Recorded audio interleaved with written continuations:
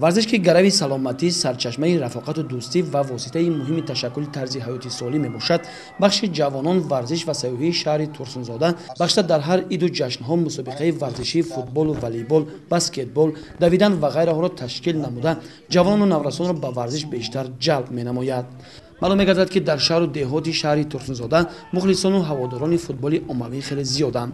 بخش به نوروز خجسته و 25 سالگی استقلالیت دولتی جمهوری تاجیکستان از طرف بخش کار با جوانان ورزش و سیاحی شهر ترسونزاده مسابقه فوتبال بین دسته‌های منتخب شهر و دهات تشکیل کرده شد.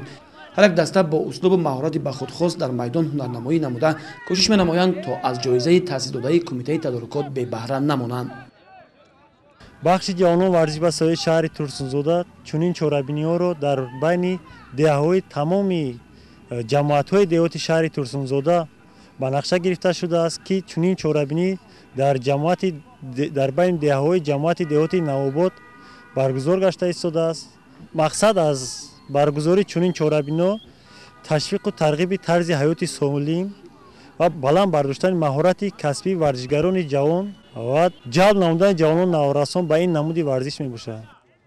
مقصد تشکیل چنین چاره‌بینی‌های ورزشی از طرف بخش جوانان این ترغیب ورزش در بین جوانان، پیشگیری آنها از نشه‌مندی و نشه‌جلبی، ترغیب طرز حیاتی سالم و جلب بیشتری نورسان و جوانان به ورزش میباشد.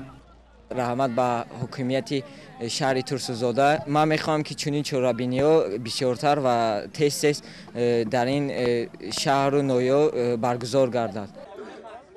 همینطور در نتیجه جای اول را دسته فوتبالبازان جماعت دهات ترسون تویچیف و جای دوم را دسته فوتبالبازان جماعت دهات سه‌شنبه اشغال نمودند. به غالیبان از طرف تشکیل کنندگان و بخش جوانان ورزش و سیاحی شهر ترسونزاده مدال، افتخارنامه و تحفه‌های خاطروی سپرده شد.